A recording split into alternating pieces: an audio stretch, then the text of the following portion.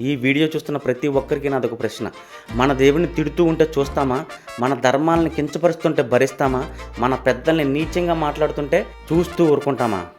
మీరు నిజంగా హిందువులైతే ఇప్పుడే నా అన్వేషణ ఛానల్ని అన్సబ్స్క్రైబ్ చేసేయండి. మీరు హిందువులు కాకపోయినా వీడితో చాలా ప్రమాదం. ఇప్పుడే అన్వేషణ ఛానల్ని అన్సబ్స్క్రైబ్ చేసేయండి. మీకు గరికపాటి గారి ప్రసంగాల మీద గౌరవం ఉంటే ఇప్పుడే నా అన్వేషణ ఛానల్ని అన్సబ్స్క్రైబ్ చేసేయండి. మీ గుండెల్లో సీతారాములు ఉంటే ఇప్పుడే నా అన్వేషణ ఛానల్ని అన్సబ్స్క్రైబ్ చేసేయండి. ఎందుకు ఇలా అంటున్నానంటే, హాయ్ ఫ్రెండ్స్, నేను మీ Nivas. Welcome back to Nivas unique talks. సాధారణంగా ప్రపంచంలో ఏనుగులు వెళ్తుంటే కుక్కలు మరుగుతూ ఉంటాయి. కానీ ఆ ఏనుగుల మీద పడి కుక్కలు కరిచేస్తానంటే ఊరుకోవడానికి మనం ఏం చేతకని వాళ్ళం కాదు. అన్వేష్, నువ్వు ఈ ప్రపంచం మొత్తం తిరిగేసానని బిల్డప్ ఇస్తున్నావు. కానీ నీకు లోకం గురించి తెలియచ్చు, కానీ నీ లోక జ్ఞానం మాత్రం సున్నా నిరూపించుకున్నావు. వాడికి మన సత్తా ఏంటో తెలియాలి. మనల్ని తిడుతున్న వాడికి మనం సబ్స్క్రైబ్ చేసుకుని వాడికి డబ్బులు సంపాదించడమే మన పని. వాడు మన ఆత్మగౌరవాన్ని దెబ్బతీశాడు. తల్లి లాంటి సీతమ్మని అవమానించాడు. వాడు వాడిన దరిద్రపు భాష ఏంటి, వాడు చేసిన నీచమైన పనులేంటో ఈ వీడియోలో చూద్దాం. మీకే అర్థమవుతుంది వాడి సమాజానికి ఎంత ప్రమాదకరమో. అన్వేష్, అసలు నీకు ఈ జన్మ ఎలా వచ్చింది? నీకు ఒక కన్నతల్లి ఉంది. నిజంగా ఆ తల్లి మీద నీ గౌరవం ఉంటే ఇన్ని కోట్ల మందికి తల్లి అయిన సీతమ్మ తల్లి మీద ఇలాంటి నీచమైన మాటలు మాట్లాడతావా? అసలు రామాయణం అంటే మన భారతదేశానికి ఒక కావ్యం కాదు, అది మన ప్రాణం, మన రక్తం. అసలు అడవిలో అన్ని కష్టాలు అనుభవిస్తూ కూడా పవిత్రతకు నిదర్శనంగా నిలిచిన ఆ తల్లిని నీ నీచమైన బుద్ధితో ఆవిడేమైనా టీషర్ట్లు వేసుకుందా, సీతమ్మ ఎవరు ఎందుకు రేపు చేశారు అని పోల్స్తావా? అసలు నీ బ్రతుకు ఏమైనా ఒక అర్థం ఉందేమో ఒకసారి ఆలోచించుకో. అసలు నువ్వు తిరుగుతున్న ఆ విదేశాల్లో కూడా సీతారాముల కథ వెంటే కళ్ళకు అద్దుకుంటారు.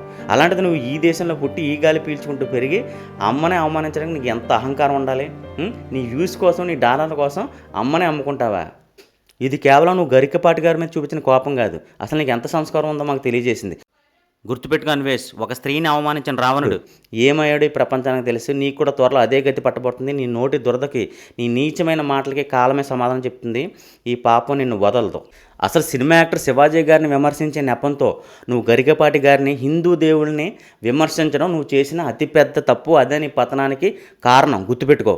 ఆల్రెడీ ఇప్పటికే నీ మీద చాలా కేసులు ఫైల్ అయ్యాయి. నువ్వు ఎక్కడ దాక్కున్నా సరే ఇండియన్ గవర్నమెంట్ నేను తీసుకొచ్చి నీకు ఎలాంటి శిక్ష చేయాలో అలాంటి శిక్ష వేస్తుంది. నువ్వు రెడీగా ఉండు. అసలు గరికపాటి నరసింహారావు గారు అంటే నువ్వేమనుకుంటున్నావు? ఆయన ఒక విజ్ఞాన గని, లక్షలాది గ్రంథాలను చదివి మన ధర్మాన్ని కాపాడుతున్న ఆధునిక మహర్షి.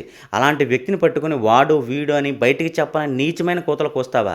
అసలు నువ్వు ఆయన కాలి గోటిలో ఉన్న మట్టికి కూడా సమానం కాదు. అసలు నువ్వు చేసే వీడియోలు ఎవరికి ఉపయోగం? అవి నీ కడుపు నింపుకోవడానికి. కానీ ఆయన చేసే ప్రవచనాలు లక్షలాది మందికి జీవన మార్గాన్ని చూపిస్తున్నాయి. నోరుంది కదా అని ఇష్టం వచ్చినట్టు మాడతావా? ఒకసారి అర్థంలో నీ ముఖం చూసుకో. అసలు నువ్వు వాడే భాషలో సంస్కారం ఉందా? నీ మాటలో విజ్ఞత ఉందా? అంటే హిందూ ధర్మాన్ని, మత గురువుల్ని తిట్టేస్తే పెద్ద హీరో అయిపోతాను అనుకుంటున్నావా? గుర్తుంచుకో, ఇది డిజిటల్ యుగం. త్వరలోనే నీ నీచమైన మాటలకి సమాధి కట్టే రోజు త్వరలోనే ఉంది. ఆయన ప్రవచనాలు అర్థం కాకపోతే నీలోనే ఏదో లోపం ఉంది. వెళ్ళి ఒకసారి మీ అమ్మగారిని అడుగు ఏం లోపం ఉందన్నది. ఆయన మాటలు అర్థం కాకపోతే అది నీ తప్పు, ఆయన తప్పు కాదు. అన్వేష్, యూట్యూబ్లో వ్యూస్ కోసం, సబ్స్క్రైబర్స్ కోసం ఇంత దిగజారిపోతావా? అంటే గరికపాటి గారిని టార్గెట్ చేస్తే పేరు వస్తుందని ప్లాన్ చేస్తున్నావా? గుర్తుపెట్టుకో, హిందూ ధర్మం వైపు కానీ, హిందూ గురువుల వైపు కానీ వేలు పెట్టి చూపిస్తే వేలు ఇరక్కొట్టే రోజులు త్వరలోనే వస్తాయి. హిందూ ధర్మ ప్రేమికులారా, గరికపాటి అభిమానులారా, ఇలాంటి వాళ్ళు మన పెద్దలను తిడుతూ ఉంటే చూస్తూ ఊరుకోవద్దు. వాడికి మన వీడియో చేరే వరకు షేర్ చేయండి. మన సత్తా ఏంటో చూపించండి. ధర్మో రక్షతి రక్షిత. ఫ్రెండ్స్, వాడి పాపం పండింది. వాడి అహంకారాన్ని అణిచేయడానికి చట్టం తన పని తాను చేసుకుంటూ పోతుంది. మనం చేయాల్సిన పని చేద్దాం. వాడి ఛానల్ని అన్సబ్స్క్రైబ్ చేయండి, రిపోర్ట్ చేయండి. ఇదే మన వాడికి ఇచ్చే గట్టి గుణపాఠం. జై హింద్.